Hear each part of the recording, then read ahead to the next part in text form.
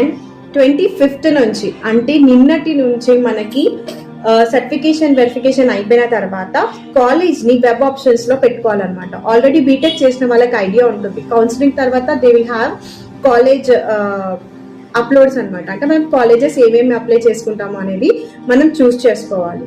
So అది మనకి 25th నుంచి 30 వరకు. అండ్ 30 వరకు మీరు కాలేజెస్ లైక్ మీకు లైన్ వైజ్ గా రాకుండా మీకు ఒకవేళ ఈ కాలేజ్ కాదు నెక్స్ట్ కాలేజ్ కావాలి అని అనుకుంటే మీరు లాగిన్ చేసుకున్న తర్వాత మీరు ఖచ్చితంగా చేంజ్ చేసుకోవచ్చు. ఇది ఎప్పుడు వస్తుంది? ఆఫ్టర్ సర్టిఫికేట్ వెరిఫికేషన్ తర్వాతనే మీకు వస్తుంది. సో ఈ 25th నుంచి 30 మాత్రమే మనకి వెబ్ ఆప్షన్స్ అనమాట. సో మీరు ఏ కాలేజ్ అనుకుంటున్నారో, ఏ ప్రియారిటీ కాలేజ్ అనుకుంటున్నారో ఆ కాలేజ్ ని ఫస్ట్ లో వేసుకోండి. మీరు వద్దు, ఈ కాలేజ్ నాకు వద్దు అంటే మాత్రం ప్లీజ్ వెబ్ ఆప్షన్స్ లో పెట్టకండి.